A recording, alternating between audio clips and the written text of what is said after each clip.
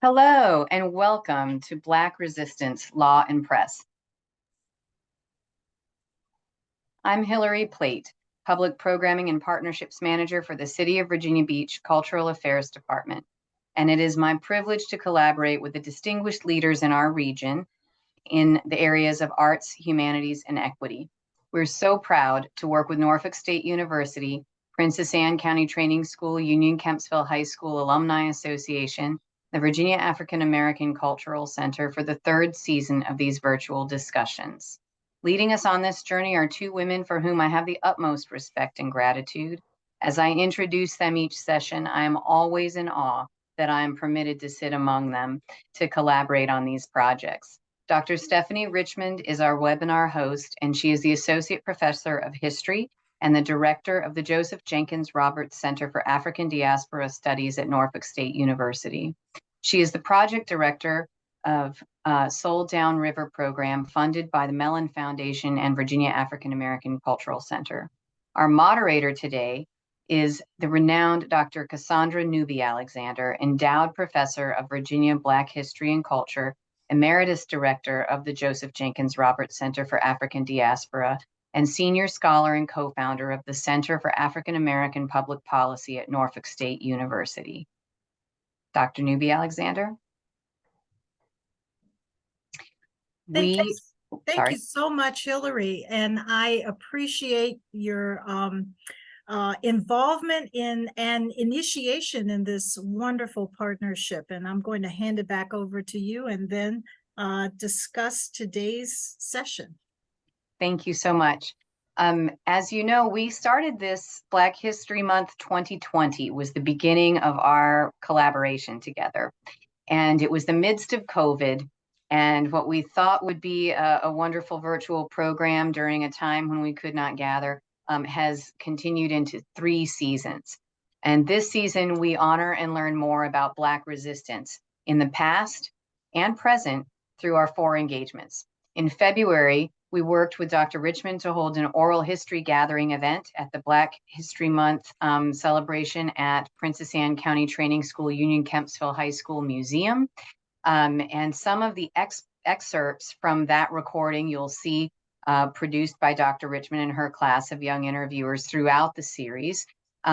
We also had a virtual session in June on Black resistance in the community and education, which was fantastic. We had a Supreme Court judge and the wonderful Dr. Holly Pinheiro on that.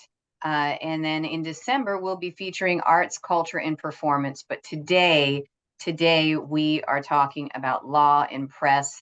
Dr. Newby Alexander, would you guide us through that journey through Black resistance in law and press? I will. And before we get into that, I'm going to ask Dr. Richmond to just give us a little information about our webinar etiquette. Welcome, and thank you all for attending. Just a couple of rules for participation. So for our audience, if you have a question for the panelists, please submit it through the Q&A tab on the webinar, and we will address those questions as appropriate. And we will have plenty of space at the end for our audience to interact with our panelists. If you have a question for a particular panelist, please make sure you indicate that in your question, and keep your questions and comments short and on topic. If you make inappropriate comments or profanity, you will be removed from the webinar. And if you're having technical issues, please fully exit the webinar, close your web browser, and then come back in. You can join and leave as needed if you're having technical issues. So our 3 general rules are: be respectful, be mindful, and be professional. And we'll have a great conversation. Thank you. Thank you so much, Dr. Richmond. And, you know, what is really exciting about this particular topic as we really explore more and more dimensions of Black resistance is that the law and the Black press in particular are really central to issues that took place 150 years ago and that currently still are taking place today. And so our conversation is really going to center around how Black resistance has been a part of the foundation of this nation, beginning in 1619, when the first 32 Africans from the kingdom of Ndongo were forced to come to the Virginia colony, and they landed at Point Comfort, Old Point Comfort, which today is Fort Monroe. And from that point, moving forward, historians have started to articulate and to document the agency of these Africans, of these first Africans who were forced to arrive here. And that agency included defining their space, defining their culture, and their place in society, and defining how they understood the law through freedom suits and other activities that they were engaged in. We know that Black resistance has helped to define even the concept of freedom and opportunity in this country. Most people really don't realize that the majority, when I say the majority, over 90% of the people who came to this, to the colonies that would be called the American colonies, were unfree. There's this notion that, well, Black people were slaves and white people were indentured servants, and Native peoples, after Pocahontas died, simply disappeared from existence. And of course, we know those are all myths that have nothing to do with reality. The majority, the overwhelming majority of whites who came into this country from Europe were unfree. Some of them, a few, had contracts, that's indentured servitude, but the overwhelming majority did not. The only thing that the English law prevented masters from doing is holding people more than 20 years. For Africans, that became a dicier issue, in part because of how people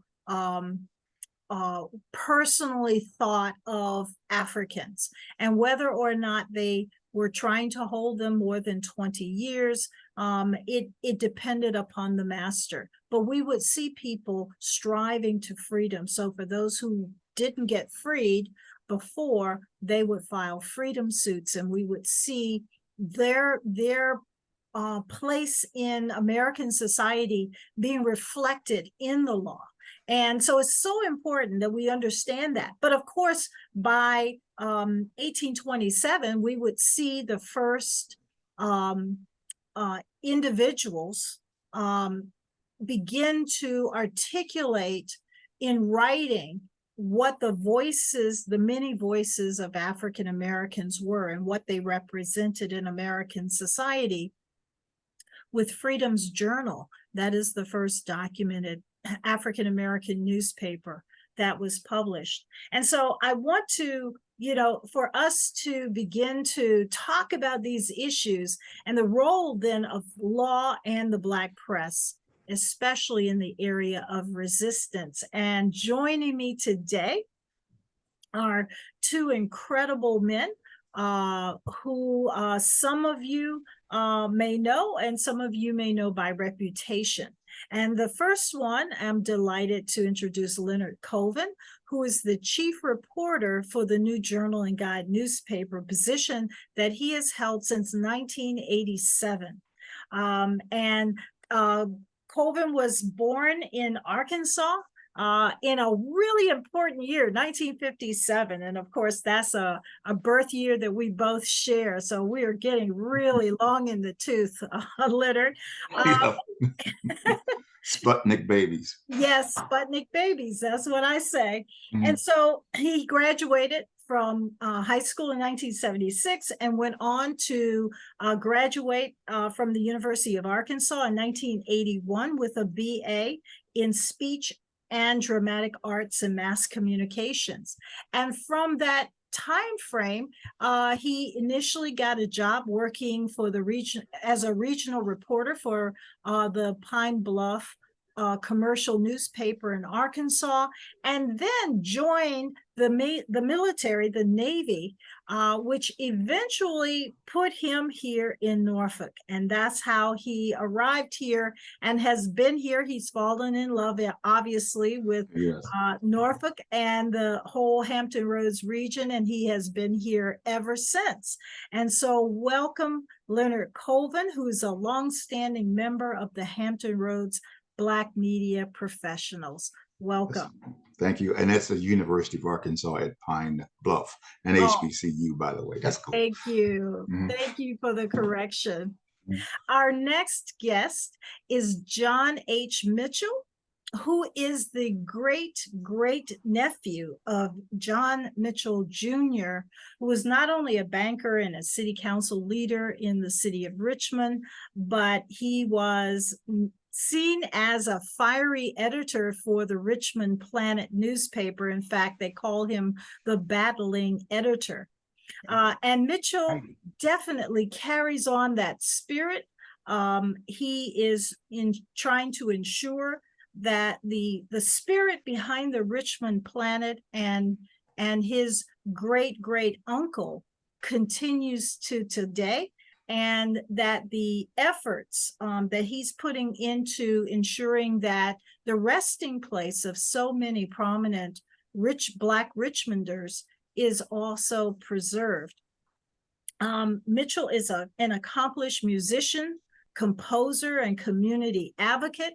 In fact, he studied music, or I should say jazz composition and arrangement at the Berklee College of Music in Boston, and actually traveled in the US and in Europe, playing the trumpet and serving as a keyboard technician. He's been a writer and a performer in Atlanta for 2 decades, and then returned home to Richmond, and serves as the president of the Richmond Planet Foundation. And so we are delighted to welcome John H. Mitchell, who is clearly carrying on his family's legacy. Welcome, John. Thank you. Doing my best not to ruin a good thing. Yes. Well, we are going to jump into our discussion, and I want to just throw out the gauntlet to begin with, and really kind of quote or paraphrase a 2021 piece that was written by journalist Brent Staples. It was an opinion piece that he wrote in the New York Times entitled "How the White Press Wrote Off Black America." And it was in this article that Staples talks about the dwindling importance of the Black press and the closing of Black newspapers, and how all of that has negatively impacted the way that Americans and the rest of the world see and perceive and regard African Americans and the African American community, primarily because the white press continues a stereotypic portrayal of Blacks as violent criminals, as Black, and of course the communities as poor, as dysfunctional, as well as prone to violence. And so that then begs the question, actually there are 2 questions that I have, one that I've actually put in writing and the other that I'm going to ask. And that is, and I'm going to ask Leonard to start with the response, and then I'm going to move on to John. So the part 1 of the question is, has the Black press really disappeared? And secondly, how did the Black press portray African Americans? And what is the impact of the Black press today? To answer your question, I don't think that the Black press has totally disappeared. Although when the civil rights movement started, white newspapers suddenly discovered the Black effort for freedom and began to devote more coverage towards it. And over time, many Black newspapers did close. Many white newspapers scooped up the Black market A lot of Black people who depended on Black newspapers suddenly shifted over to the mainstream media. But there are many Black people who still clung to the habit of reading and keeping up with news in the Black community by reading the Black newspapers. But right now, there are about 100 Black newspapers nationally. The National Newspaper Publishers Association is still a strong and vibrant entity. And these Black newspapers are still doing basically the same thing they did 100 years ago, which is to give African Americans their voice, to counter any idea of marginalization, to counter the white press's idea of us just being thugs and marginalized and impoverished and just a helpless race. Now, of course, throughout the years, the African American newspapers have championed the community's successes, but they've also reported on the scoundrels. If you look back at some of the old copies of the Journal and Guide, there was a mixed bag of coverage, from crime to politics or whatever. They tried to keep Black people informed of the good and bad in their communities. As you know, the idea of reading a newspaper, the habit of reading a newspaper in hand is becoming passé. So many people are going to the websites that African American and white newspapers have created. And so all of the eyes and the money and the resources seem to be going to the to the web, and also the podcasts. And you have all of these very African American news outlets out there still doing the job of the Black press. You have the media outlets now on Facebook and every place trying to give African Americans an insight on to how their community is still functioning, how we can fight back against the conservative elements in this country that are trying to push us back to 1953. So the Black press is still vibrant. We still have outlets out there that are working on our behalf, including the New Journal and Guide for over 100 years. I hope I answered your question. Yes, you did. John, would you like to chime in? Oh, definitely. And first, I got to point this out. My father actually wrote for the Journal and Guide. My father now. This would be John Mitchell Jr.'s nephew. He used to always talk about the Journal and Guide and his time hanging out at the shipyards, and the stories that he would tell. And like you said, the good, the bad, and the ugly, which is what that was what news was. It was, as we used to call it, the straight dope. That's exactly what it was. But I think you're right. You got to think about what we call Black newspapers, especially for us coming out of Reconstruction. It was the education for the common man. I mean, how did you get information if you didn't go to school? And many of us did during Reconstruction, and we talk about them a lot. But what the common man and woman got that information from the Black press, from those newspapers, from those circulars. And we have this whole concept of time now where we get it immediately. Everything, this is America, everything's immediate. But you have days and weeks lag time between events. I mean, when things went on in Wilmington in terms of the massacre there, which is the only way to call it that, it took time for that information to get there, but there was always an inkling that it was going to happen anyway because of the Black press. The Black press knew about all of the different, what we now call Black Wall Street. So I think it's important to think about that. The press, and to the same extent, and I'll talk about, I have to add this to it, and I hope you allow me to do this, Black radio, because that was an offshoot of the Black press really up until the 80s, until FM came in and commerce got in with the whole thing. The local glue of the community was the Black press. My father was a news director for WANT radio, and how did he disseminate information?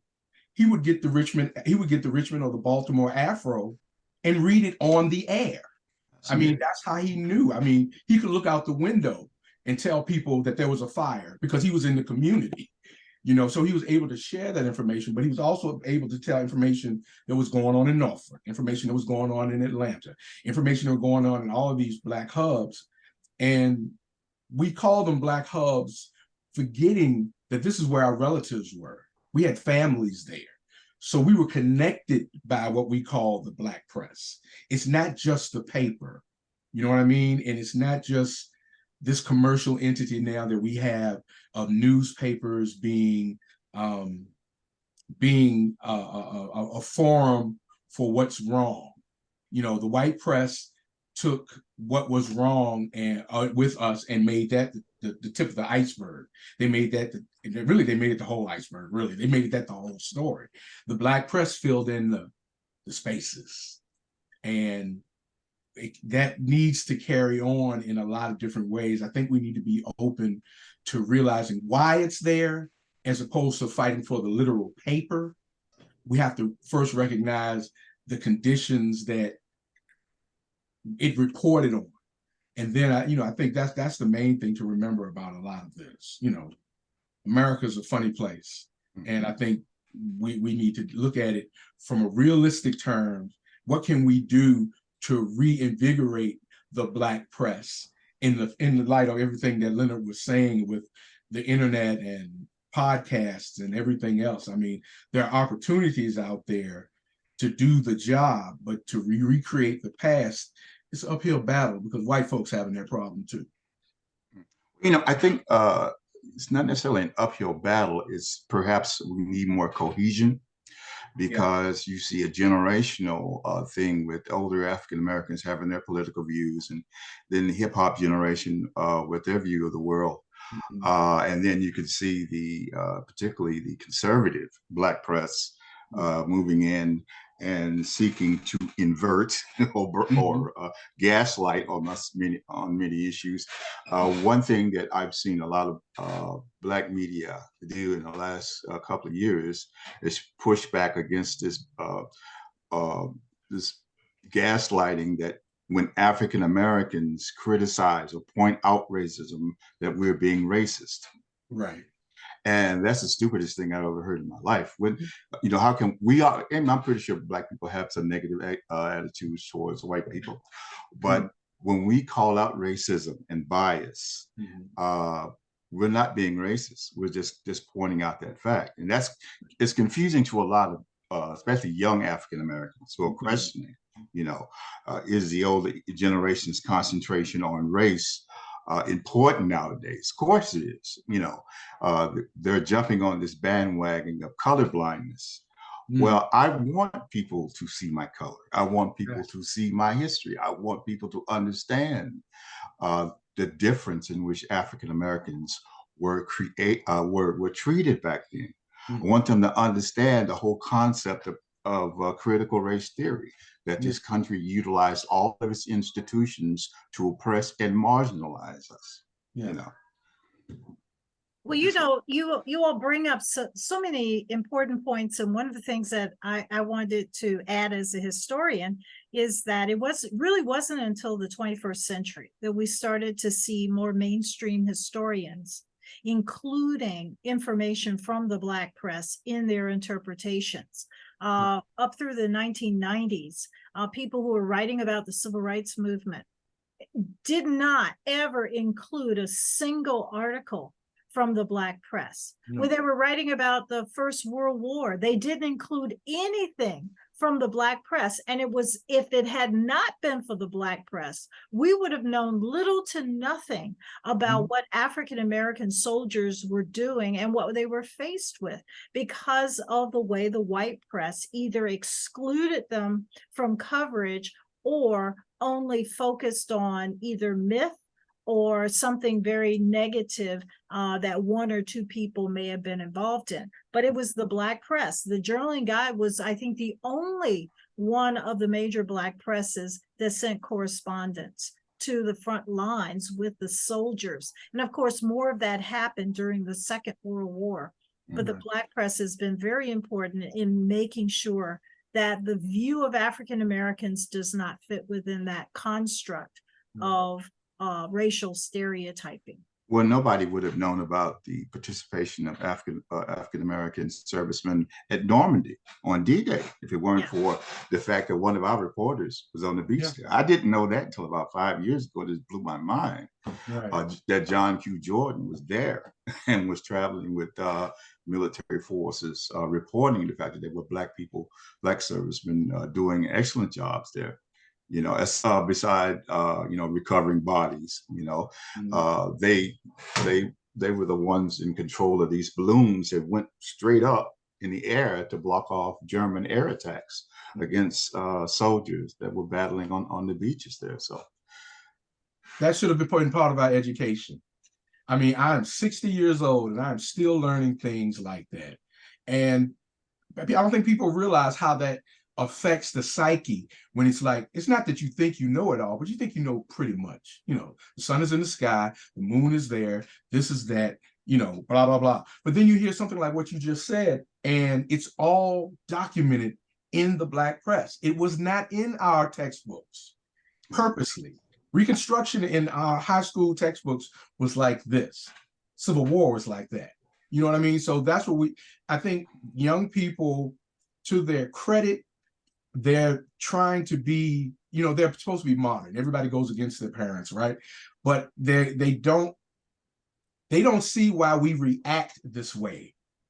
You know, and then when we say that, when we talk about the Black press, we're talking about a history of, we've been trying to tell y'all this, and people, who's paying attention? My family paid attention, but we had a direct connection to the Black press. So I have friends who are finding out things. It's like recently, we just started talking about the Philippine War, or the American-Philippine War, how we talk about Buffalo Soldiers, but Buffalo Soldiers were sent to fight in the Philippines. And when they got there, they were basically like, wait a minute, they had the Muhammad Ali attitude back in 1901, 1902. This is all documented in the Black press, you know, and we just don't, how do we disseminate this information now and give it the right passion so we can make it of use and not just make us upset? You know, that's the way I'm trying to figure out even myself with that. yeah, well, you have to even consider how the Buffalo Soldiers or the Black soldiers got out west. I guess they had all those Black soldiers who fought during the Civil War, right.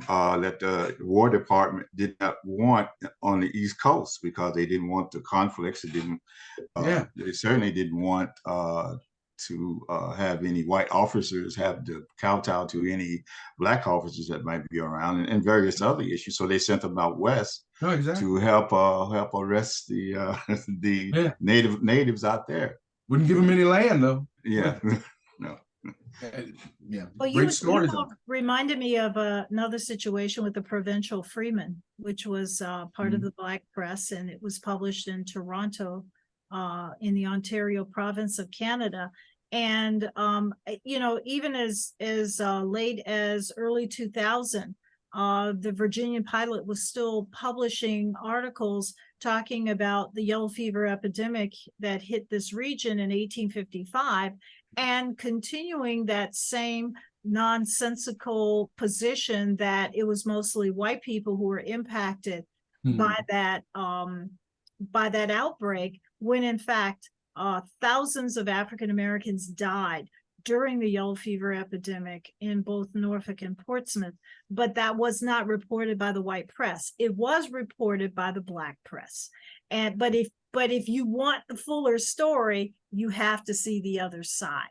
You cannot just go by the viewpoint of groups of people who are trying to maintain power. And a lot of people also don't realize that the press, that individuals who own the press, the newspapers, have political positions and agendas. And that kind of leads me to my next question, which is, you know, is Staples correct that it will take decades before any semblance of a shift in outlook will occur that recognizes Black people as human beings and as part of the larger community? Because there does seem to still be this perception that Black people are somehow folded into only the Black community, that they're only visitors to the larger community. In that example I just gave about the yellow fever epidemic here, Black people were not seen as being a part of that story. And even, you know, as far as, I mean, as close as maybe 20 years ago, that that perception was still being articulated for everyone to hear. So will it still take decades before we see a shift in outlook?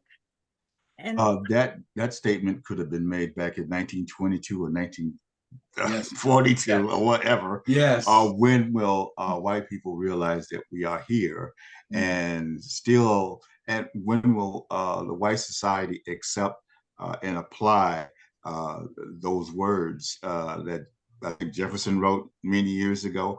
All men are created equal. When will they when will they begin to accept that African Americans are not going anywhere? But you know, you made your point about when will Black people be considered as whole in this nation. I think that's a media concern, because we always try to the Black press has always tried to write about the dignity and the successes of African Americans, but also it's a political thing as well. And what you see with the efforts down in Florida and Texas, and perhaps if things go awry come November in Virginia, them trying to neutralize or downplay the teaching of African American culture and history, taking it out of the schools, taking it out of the marketplace. You know, when will African Americans be African American men, when they come into a workplace, not be considered the athlete or the protector or the angry Black man? Same as the African American woman. When will Black people be allowed to frequent spaces that white people claim as their own? These Karens out here that keep interfering with African Americans fishing in bodies of water in their own neighborhoods, or walking through neighborhoods at a certain point at night on a date. Or when will they realize that we are Americans too, and that we should not be excluded from these spaces? You know. Well, I have literally no faith in the system making it easy to teach us what we need to know, what we know we should know. And we can't blame the teachers. So when I say this, this is not a condemnation of teachers teaching us, you know, CRT. The information and the things that we need to do, we have to be able to teach ourselves, which is pretty much the definition of the Black press. So I understand what people say, when will they let us? Or when will they recognize? And when will they stop? And I get all that, because that is true. But the core thing for me, and I think if you really read into the underpinnings of the Black press and the writings, especially during Reconstruction, is that we have to do it ourselves. And just because a person says, I think we need to have our own, doesn't mean that we're all of a sudden Louis Farrakhan and Elijah Muhammad. You know, not that that's a bad thing or a good thing, but there are certain phrases that we use that are just human dignity phrases that we need to get back into. And it definitely applies to the Black press. We have to do it ourselves, because waiting for someone to say that they believe the truth, it hasn't gotten us anywhere. And I think a good majority, there's a certain amount of white people that actually believe that we are capable, and that we are this, and that we is good, we is special, you know, that type of thing. They got that covered, but they're not the ones in charge. Well, we know we've always asserted ourselves. Exactly. You know, and you talk about Farrakhan, and you know, they were the bad Negroes that a lot of Black people listened to it, but they also considered the Kings and the A. Philip Randolphs, yes, to be bad people, because these Black people did not kowtow to the view that white people had of Right. Black people, that you're supposed to be in your place. No, they spoke out. Yeah. You know, even for the great marches, the Great March of '63, Mhm. Philip Randolph and his friends were having small marches or protests in Harlem. I read that in the guide the other day. The Yeah. march, it was a whole program, the marches on Washington. And of Mhm. course, it culminated in 1963 with the grand one they had. But, you know, Right. Black people have always spoken out for themselves. They've always asserted themselves. And we'll The point, continue. and the point is, we must always make our voice heard, you Yeah. know. You know. Yeah. We need to promote, promote and share this information also in terms of when we talk about the people that you named, and even our relatives, that we deify them for what they've done. And in the minds of young people, sometimes they see them as gray-haired, pot-bellied, Mhm. Hair loss, but they started doing these things in their 20s and their 30s. And because we talk about it as history in the way that Europeans sell history, the way they sell history, where I think we have more of a tradition of ancestor honoring. Honor your mother and father is the same thing as ancestor worship. You know what I mean? So we have to look at them as, oh, they were young, they were vibrant. We're young and vibrant. The new people are young and vibrant, and they need to see that connection to do these things and not allow the white press to sell us back our sins, because that's basically what they do. They take our sins and they commercialize it, and some of us in turn take that commercialization and use it to pay our own rent. And so when you talk about the Black press and modernization, think about what we are promoting what is being promoted in the press. And you have certain people who are, like you say, they're fighting to keep the dignity and the pride and give out the information that needs to be given. But there's also a segment out there that's just basically, world star. Everything's like world star hip hop. Everything is like a reality show. It's easy to report on the fights. And not look at, the good things that are being done in the community.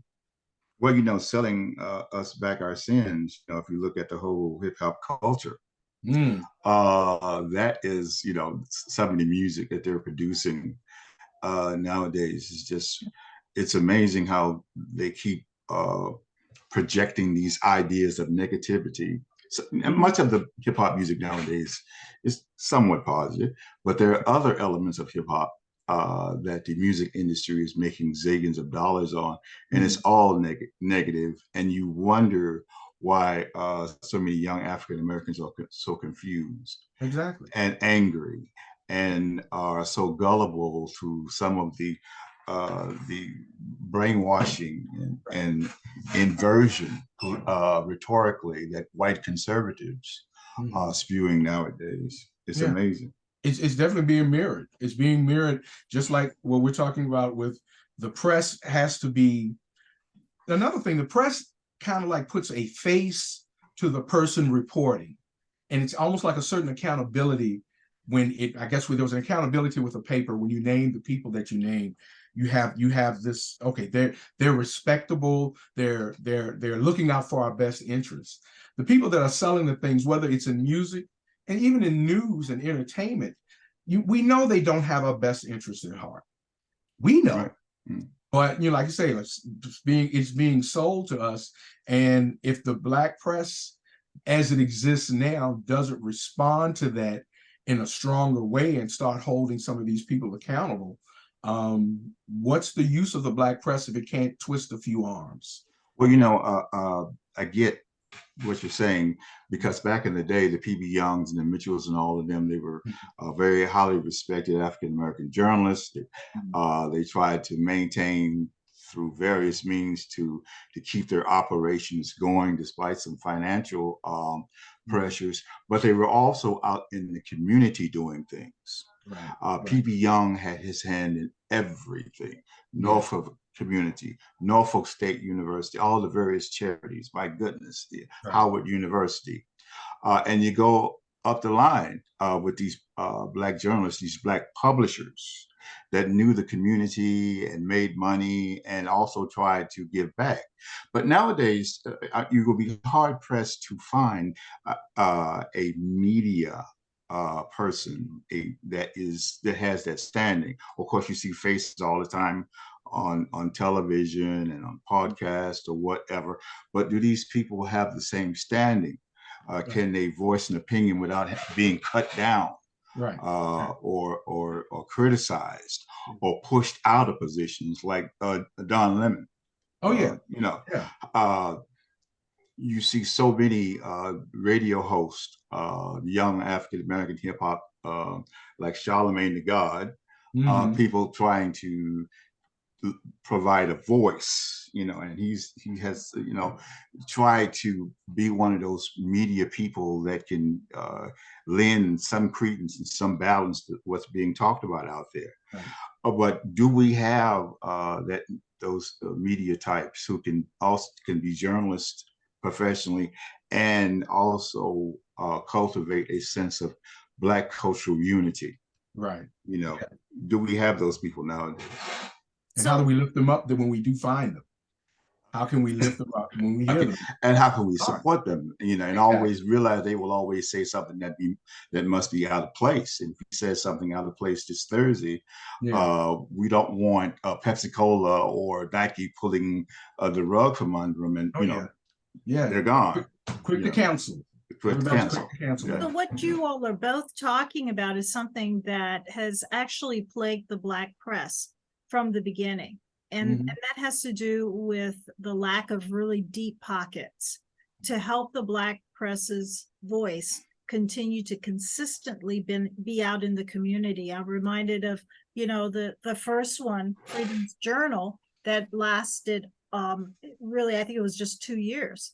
And most of the Black newspapers have struggled in terms of subscriptions. And of course, now today with social media, electronic media especially, it's very difficult to get people to read as opposed to just listen to something on social media or the electronic media. And I kind of really want to go to this next question. You all have touched on it a bit, but I want to kind of drill into this a little bit more.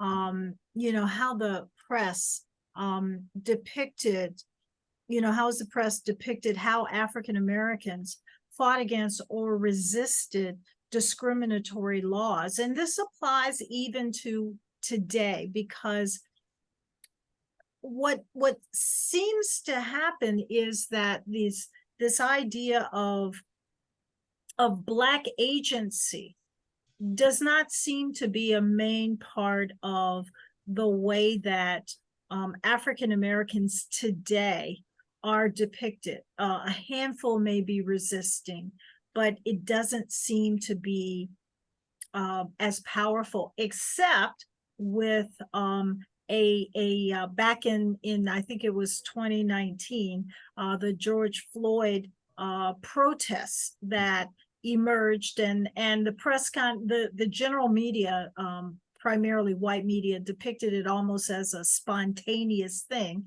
There was no spontaneity in it, but that's kind of how it was depicted. But kind of going back to my question, how is the press really depicted how African Americans have fought against or resisted, especially discrimination and discriminatory laws? Well, as you know, this year the African American history theme was resistance. And I did a series of stories just thinking about how African Americans resisted the idea of being enslaved, starting when captives on black captives on ships literally jumped in the water and were lunch for sharks, as opposed to you being transported to Europe or the United States to be enslaved. But there was an interesting story that I ran across, a lady by the name of Elizabeth Freeman. And to make a long story short, she was a Black slave in a small city, Sheffield, I think, Massachusetts. And she noticed she was hearing about these white men speaking about freedom and rebelling against King George and all of that. And she actually sued and won her freedom. She utilized the system as it was. At that time, I think slavery was still in Massachusetts. It was still Legal legal everywhere. legal in Massachusetts, but she sued. And I, from that point on, seeing what that Black woman did and what a lot of African Americans did to resist economic oppression, you know, uh, to resist some of the most harshest treatment. Black people have always tried to create a workaround it, and that's resistance. You know, even the case in it escapes my memory right now. The great case where the Supreme Court said that Black people had no rights. Dred Scott decision. Yeah, Dred Scott decision. That Yeah. was an example of resistance. All up and down, there've always been examples. Even doing when Reconstruction was falling apart, Right. and Black people realized that, oh, these folks are not going to play fair. They created their own economic worlds. Right. The situation in Tulsa was not the only example of Black Wall Street. There was Black Wall Streets all over the country. Norfolk, Portsmouth, Newport News had their sections of town where Black people said, we're going to put our nickels and dimes together and we're going to create an economic world because white folks don't want us on Granny Street. Yeah. Okay. And to not tell people that that was the resistance to what came before, and then what happened that brought those down, that made it more difficult for them, required a resistance. And those things did not fail. It was almost like we were taught that they failed. We were taught that Reconstruction failed. And we were told, and before we heard about the massacres and the Red Summers and all of that stuff that nobody taught in school because they didn't want us beating up our classmates in 1972, all of those things led to this whole idea that Black people collectively did not resist. So why are you trying to resist now? Everything is so much better. No, we were resisting then. We have reason to resist now. We have all the documentation. We have the checks that's written that needs to be cashed, as he said, and we need to keep that going. So that resistance that you're talking about, people don't realize that we have a tradition of resistance. We have a tradition. It wasn't just Killmonger in the Black Panther saying, I would rather my ancestors jump into the ocean. It's like, oh, he's so deep. No, we have a whole millions of people that felt that way. And most of the time when they didn't do it, they did it because they did not want their families to die. They didn't want them to suffer. It's like in the military, when one soldier acts up and they make the whole platoon pay for it. And that's kind of one of the reasons why resistance was fought, why resistance was put down.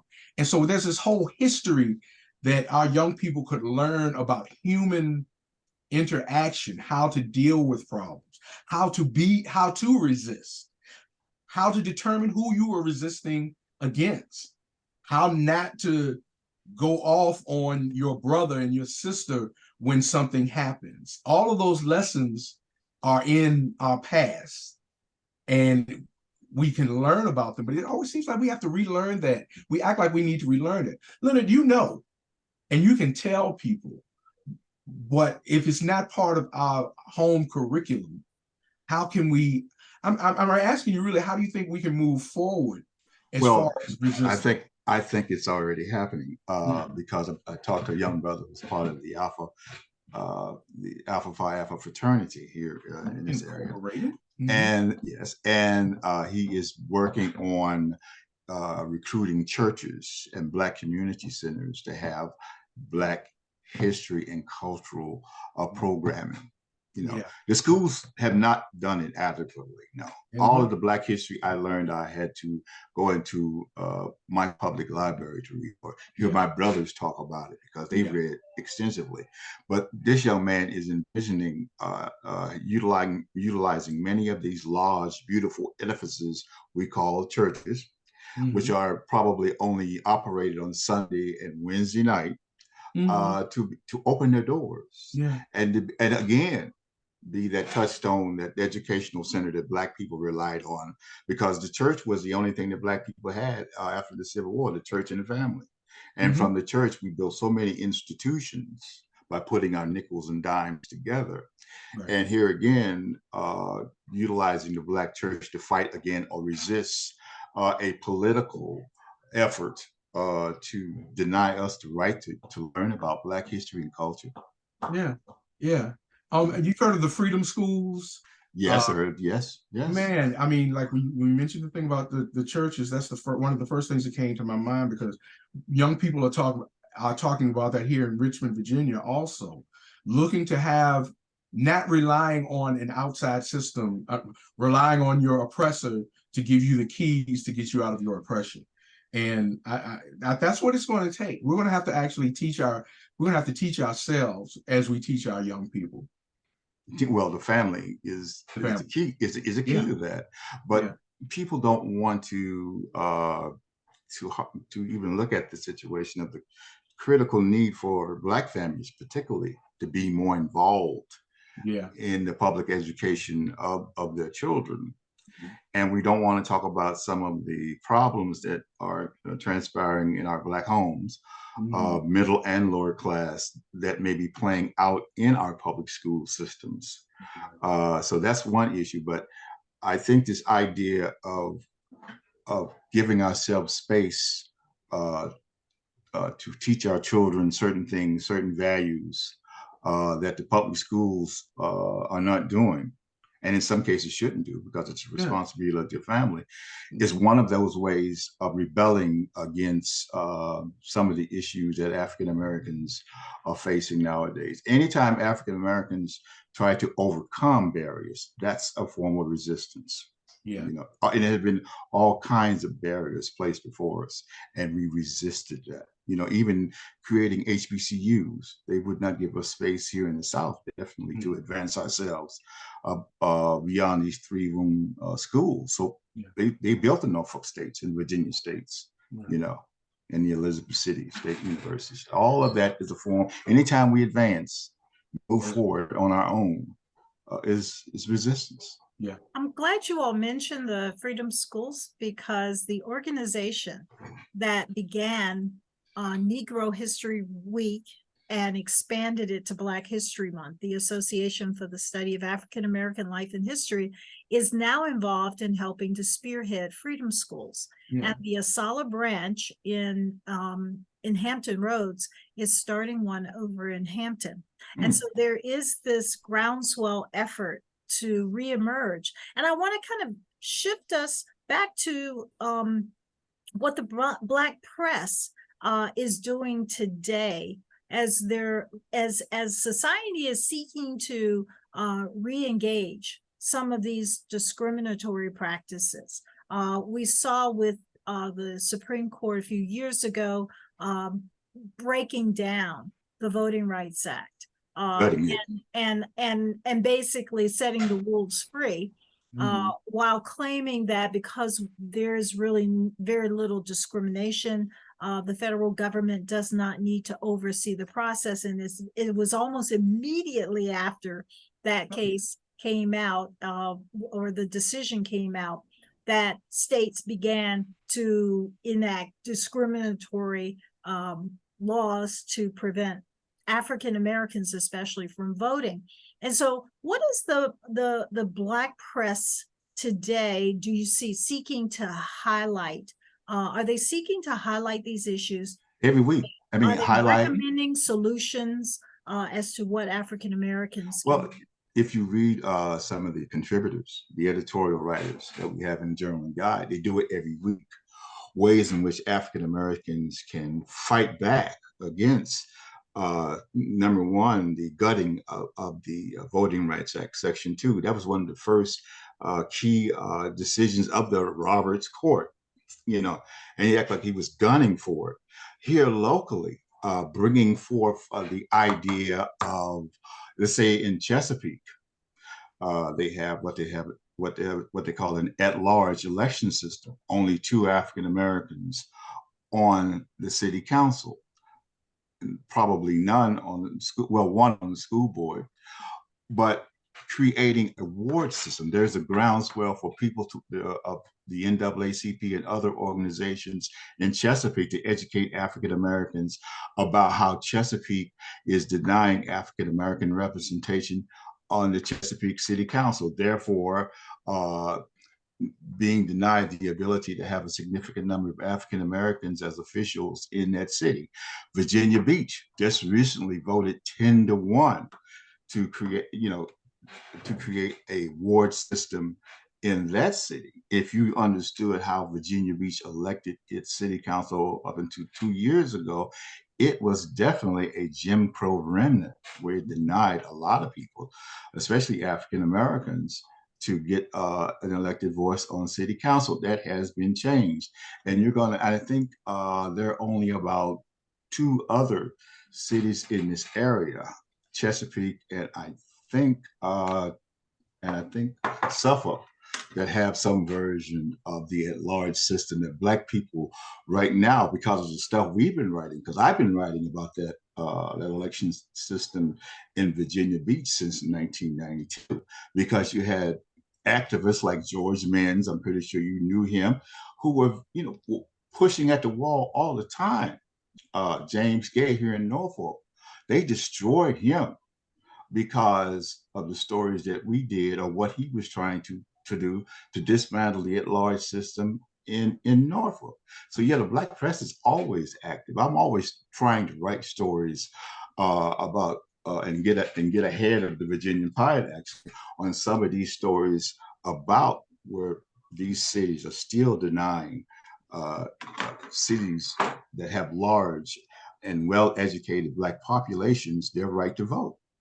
Amplified. These stories need to be amplified. Yes. And even in Richmond, what we have now is the Richmond Free Press, and the Richmond Free Press is doing very similar things, bringing out these stories. It's a free circular that you have to pick up, and the people that don't pick it up need to hear about it. And I think that's one of the things when you say, how does the Black press do this? How do we get these things amplified?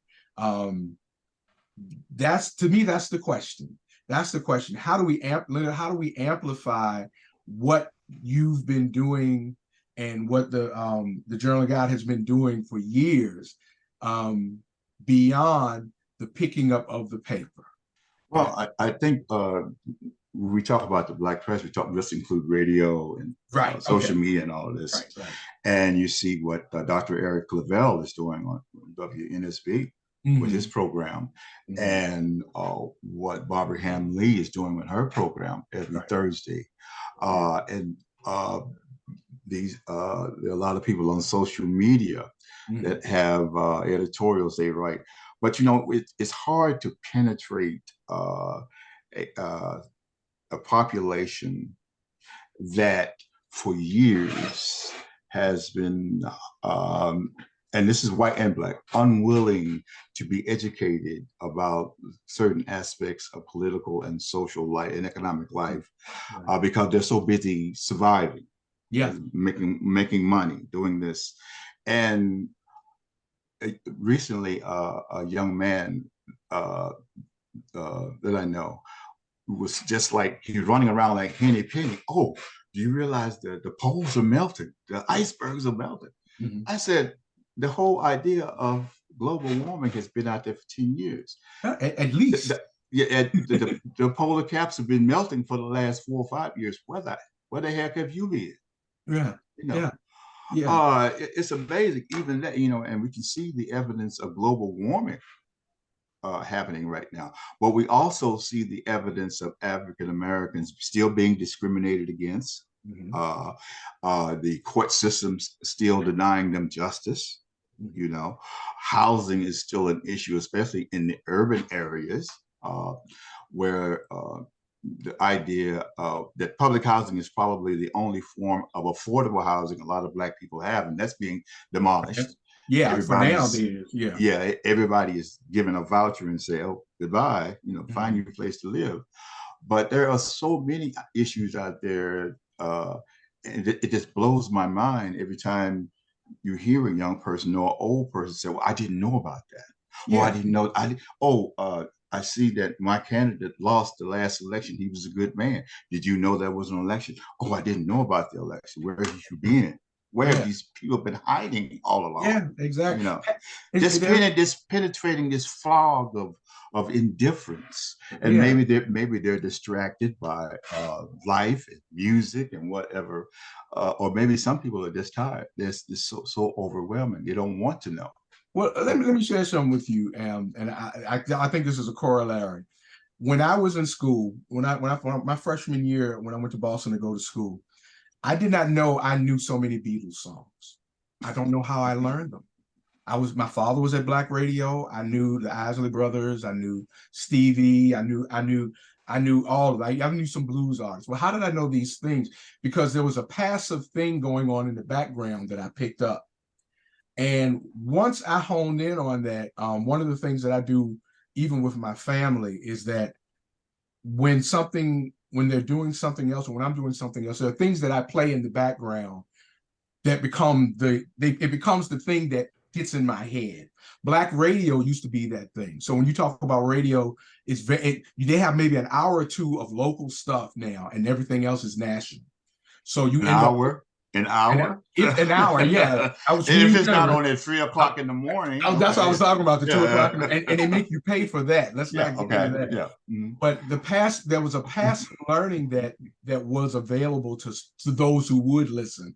But even now, what our people are hearing passively now is garbage. It's poisonous.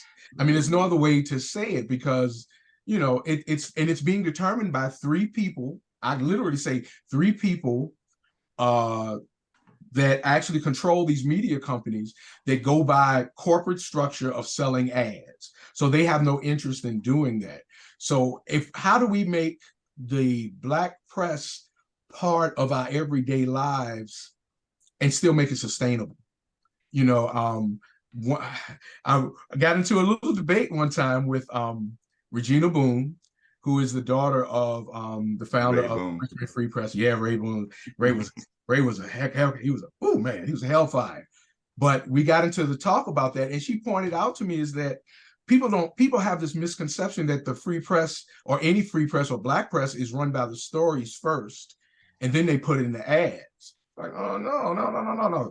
The ad, they have to fill in the blanks, and then we have to get people to pick it up, and then we got to get people to talk about it, and we have to do there's a lot of things that need to be done. And so how do we have a fish fry for the Black press, so that people make it part of their daily lives, like I do, because I'm interested in it, and hopefully the people around me get interested in it, because I always have it playing in the background in some way. You know what I mean? I listen to various Black radio news programs. I also listen to NPR all day long. Love it. Because I'm a nerd. I'm a writer, Yeah. but we have to develop a means by which it is palatable to people that'll switch the knob when they hear the news coming on. Yeah. Even the morning TV shows, which I stopped watching a long time ago, nothing but pablum and inane conversation. I stopped watching them because they weren't talking about the news. PBS may do a good job, and if you look through YouTube, you can find an abundance of information. You have to filter a lot of it, because a lot of it is BS and confusing. But I think we have to develop systems by which younger, busy people are able to sit down and listen to the news without a whole lot of bias, without a whole lot of disinformation, without a lot of brainwashing and gaslighting, Yeah. and how that can be done. I don't know.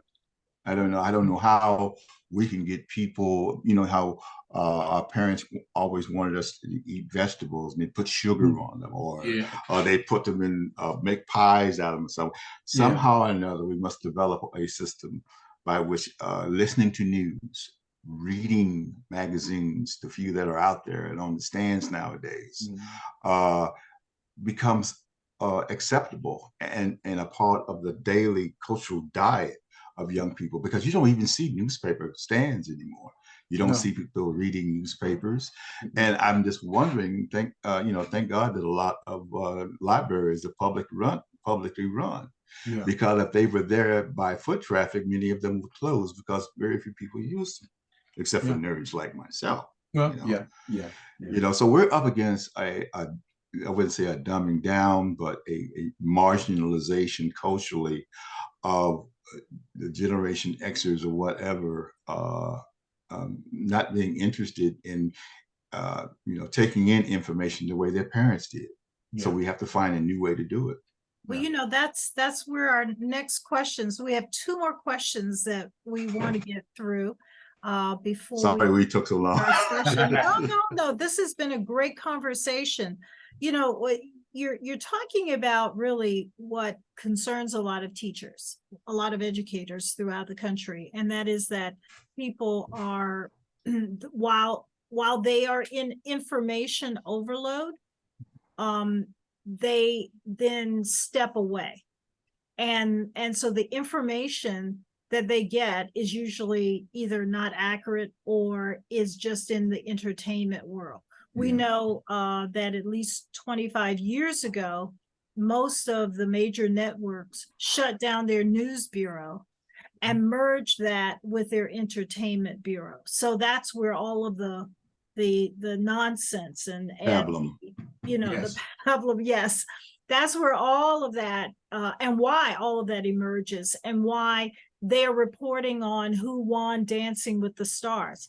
I don't really care who won that. I mean, because these are not dancers. So, why are we looking at this? But, but this is all part of, I guess, an ongoing issue that we are faced with today, which is that we have access to education and to information, and yet we have a society that's going down the road of 1984 and George Orwell's warning about how people generally don't like to be educated. They like to be entertained.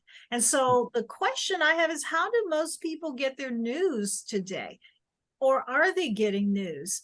And what is the role of the press in educating people, especially when confronted with social media? Well, because you have to raise money to keep these things going, I think what's happening is everything has to be attached to a dopamine rush.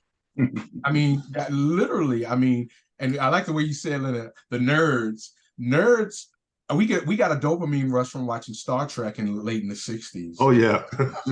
There was literally a dopamine rush that's why we liked it.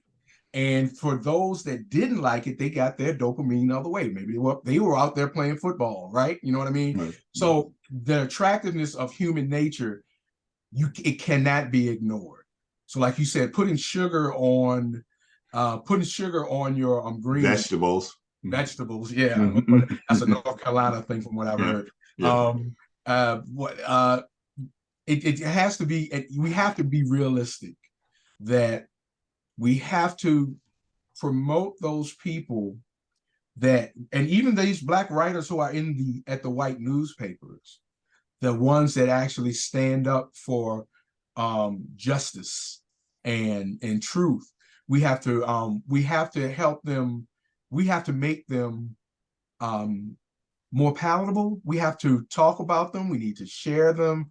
We're living a sharing culture. The only thing that beats the algorithm when it comes down to changing people's minds is a small group of people being persistent online, sharing those things and making them interesting. You can make almost anything interesting, but you got to work hard to do it, to fight against the stuff that plagues us to the lowest common denominator. Well, it's amazing how Madison Avenue and advertising has transformed, let's say, fashion. And that once upon a time, the big heavy boots, the Timberland boots that people wear, Black men would never be found dead wearing them as fashion. Right. And now, or plaid shirts for that matter. Yeah. But nowadays, you see people in the middle of the summer, I don't know how they do it, wearing these big heavy Timberland boots, okay, and these tight fitting suits. Yeah. Looking like many of them look like the pantsuits that our mothers wore back in the 1970s. Right. Move on. But if Madison Avenue can do that, there must be some form of mechanism, potion that can be devised to get people to listen, to want to be educated, because this, you know how they frown on it, is this thing about being white if a child reads or watches Star Trek or listens to NPR or is not interested in sports, is still ingrained in our heads. Right. And we're selling to each other. Yeah, and the question now is, what you're listening to, is what you're listening to, or what you're seeing, is it for real? Is it, and Donald Trump and his minions have destroyed that. Is it fake news? You know, that has really plagued the media the last 4 or 5 years. All of the information that they generate every day, how much of it is being questioned because of this mantra that Donald Trump and his people putting out fake news. I was just reading, my publisher just gave me some information about the number of NNPA newspapers. It's 230. A lot of them have online issues, and a lot of them are weekly. But how can we nurture all of that power? 230 newspapers still operating weekly. And you look at the shrinking number of daily white newspapers. Can we fill the gap utilizing those Black newspapers to get people to read again? Yeah. To go to the library again, you know? Or read to them. Whatever it takes. Yeah. But you know, that's something that has to be fostered at home. I learned the habit of reading from my mother, who used to read romance novels, and my father, who read his material, and my brothers were all reading all kinds of things. It was picked up in my home to read. But other homes that I noticed, there wasn't even a Bible. Nobody read. Well, if you show people, once again, going back to my past with the music industry, we used to always say that if you show people how to act when you're on stage, that's how they're acting. That was very big in the 80s. It's like if when you saw the people crying at the Michael Jackson concert, once people saw people crying at the Michael Jackson concert, more people cried at the next Michael Jackson concert. So if the media, we had a influx of great black movies, and they came out that actually showed Blacks and how we could still connect to jazz, then jazz has an influx. But once we stop showing that, it stops having an influx. If we are able to show people reading to each other, families. I remember seeing a story one time of how a son who learned how to read would read to his mother, and the mother wanted to listen to her son read, but the father didn't because the father didn't read. That's a story. That's a movie. That's a thing. That's the kind of thing that gets a dopamine rush for people now. It's like seeing those stories and seeing themselves in there. So it's like, how can the Black press can actually also be the Black entertainment media? Well, to a certain degree, it is, because you see a lot of stuff in the Black press that you don't see in the white. It highlights it. Like once upon a time, Jet, Ebony magazine, they highlighted the miracle of Black entertainment and what we could do musically. But going back to TV and however people watch that little huge square box nowadays, if you look at the movies, the TV programming nowadays, a lot of Black people were indoctrinated. They loved the idea of seeing Julia or Bill Cosby on television. when the Jackson Five performed on American Bandstand, in my little small town, you couldn't see anybody on that Saturday afternoon until the American Band, because they wanted to see us, people performing. And then when you saw people, Black people on television, a lot of them were successful people, and a lot of people tried to emulate it. How much do you see that nowadays? How do you, are those images before us on television nowadays? Or is it just hot mamas and people in tight suits wanting to make money as lawyers? Exactly. Exactly. Who's controlling You know, what kind of images are Black people seeing in movies nowadays? Right, exactly. So if you want to increase something, we've already increased. You have to indoctrinate people to understand that this is benefiting you. This is a good thing. And indoctrination is not a bad word. Indoctrination, because, and they're being very hypocritical, because they told us for years that Columbus discovered America. If that is not indoctrination, I don't know what the heck is. Okay, don't get for mad years. And don't get mad when we correct it. Yes. Well, yes. This has been an absolutely wonderful conversation. I want to end with one more question. And we have about 5 minutes to look at that particular question. And it kind of forces us to take a step backward, because what you all are talking about is that when there's a competition between reading information and watching it as entertainment, entertainment often wins, because it has an impact on us biologically. And it's been so studied that they send the right sort of messages to release that dopamine. That's why gaming is such a big thing, and it can be so addictive for a lot of people. But this last question kind of takes a kind of another view, and it has to do with the role of law in Black resistance. And I know that we have and I started this conversation by saying, even since 1619, people of African descent have tried to use the law and have used the law. You mentioned Leonard Elizabeth Freeman. Yes, they call her Ma Beth. And yes, right. She's the one whose lawsuit resulted in the end of slavery in Massachusetts. The state did not initiate it. It was initiated by an African-American woman who said, I'm listening to what you're talking about in terms of the Declaration of Independence and why we fought this war, and yet I'm still enslaved. Am I not free, or shouldn't I also be free? So she claimed her freedom by filing this lawsuit that resulted in the freedom of everyone else. So, aside from those examples of the role of law in Black resistance, perhaps a better question to ask is, how has Black resistance utilized the law to help claim different types of freedoms? And how has the Black press helped to promote that claiming and those actions? Black people have a whole library of laws, edicts, whatever, pertaining to us fighting for our freedom. The most ironic ruling took place just recently with the Dodd decision. And I think it was the 14th Amendment. One of the decisions, some justices used the 14th Amendment. The 14th Amendment has been utilized for the Brown decision, for voting, for equal protection. I mean, just that is the fulcrum of the Constitution. And not only has it given African Americans the weapon to free themselves and to convince people, white people, that yes, you say that separate is equal, but look at the 14th Amendment.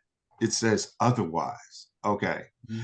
And people don't realize how African Americans have given everybody else the example of how to use the 14th Amendment. Women, gays, the handicapped, even white men are somehow or another trying to utilize that as saying, it's against, somebody is breaching my 14th Amendment rights.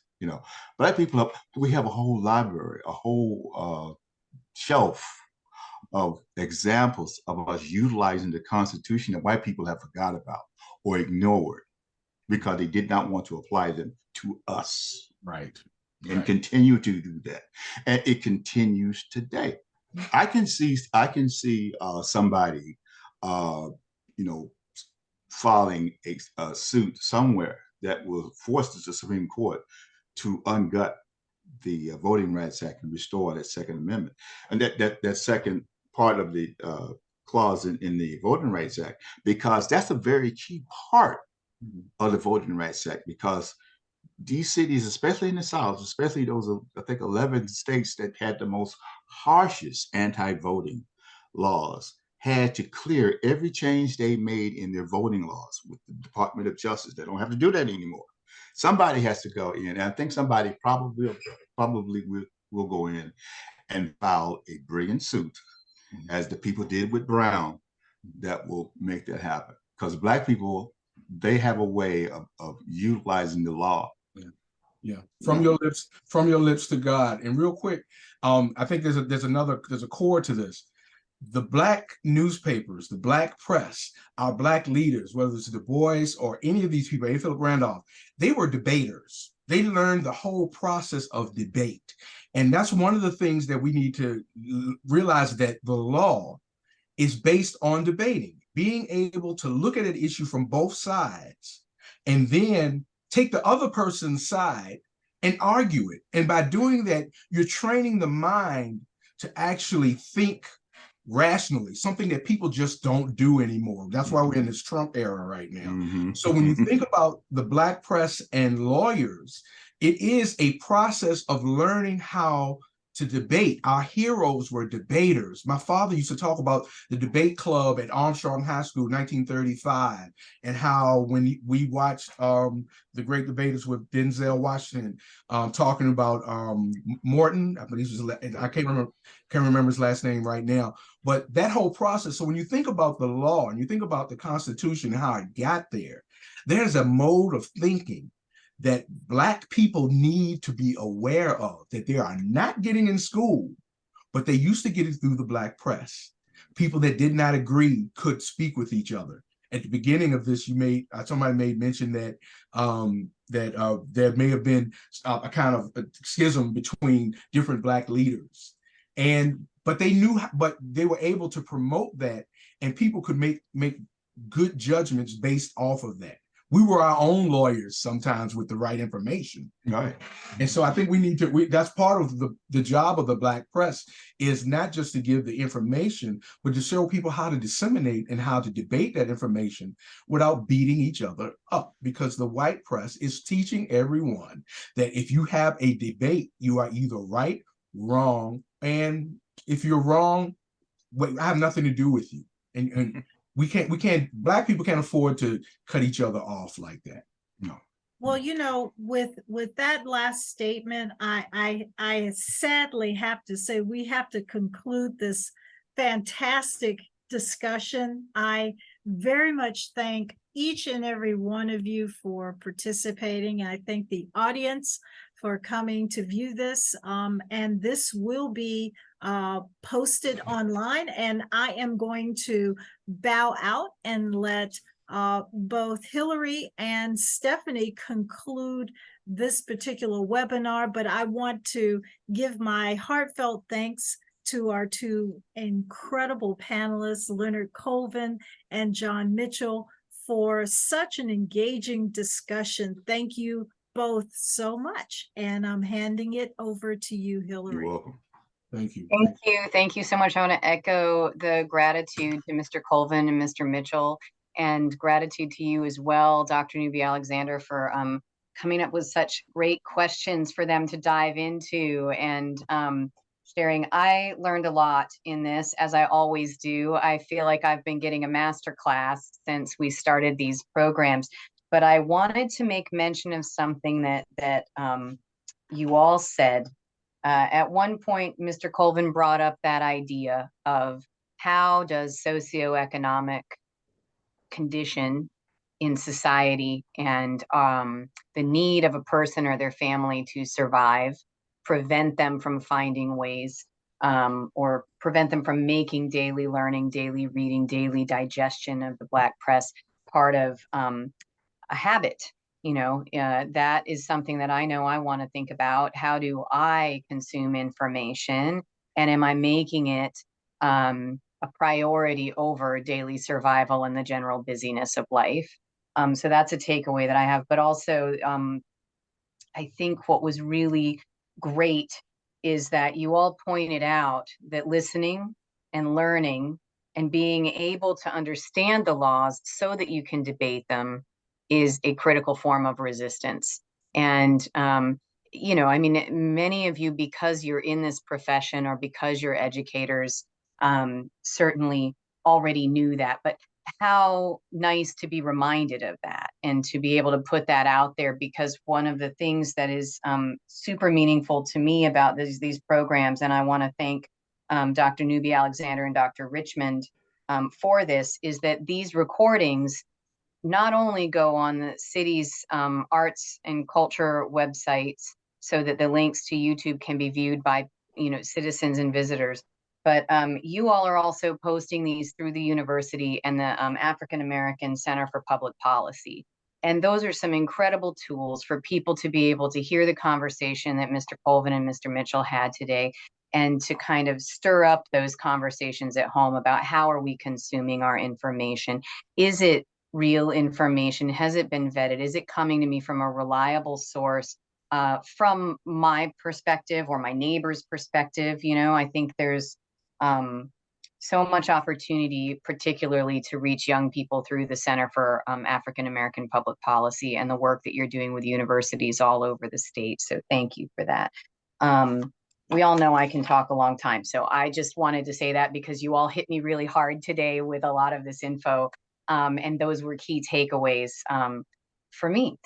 December 14th, we have the Black Resistance Arts and Culture presentation, which is a wonderful lead into next year, because next year's African American history theme is arts, culture, and performance. So we're going to kind of lead into that. And I want to thank you all for talking about that role in the press and how arts and culture, you sort of got us started today with talking about jazz and the Michael Jackson concerts and how those were ways of getting people to change behaviors.